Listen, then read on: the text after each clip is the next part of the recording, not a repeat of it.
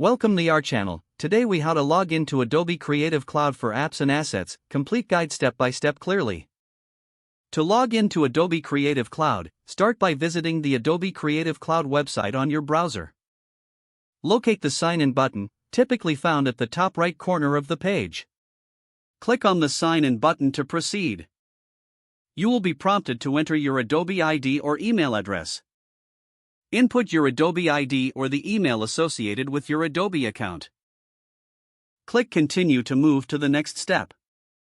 Now, enter your password in the designated field.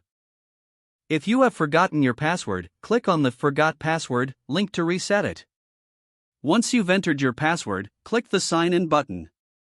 Wait a moment for the system to authenticate your credentials. After a successful login, you will be directed to the Adobe Creative Cloud homepage.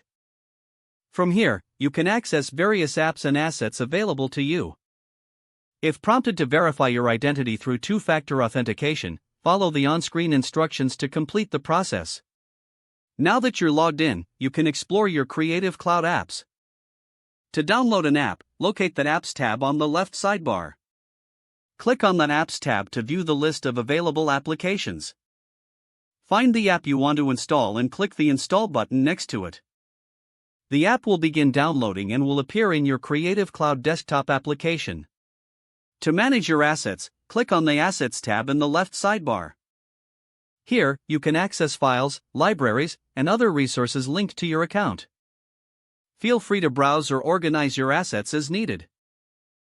When you're finished, you can simply log out by clicking your profile icon in the upper right corner. Select Sign Out from the drop-down menu to ensure your account security. Following these steps will help you successfully log in and navigate Adobe Creative Cloud. If the page does not load, refresh the browser or try again in a private or incognito window. Make sure you are using the correct email address, then retype it carefully to avoid small typos. If your password is not accepted, use the Reset option and create a new strong password you can remember. Check your spam folder for verification or security emails, then complete any requested confirmation. Don't forget to like this video and subscribe to our channel for more step-by-step tech guides.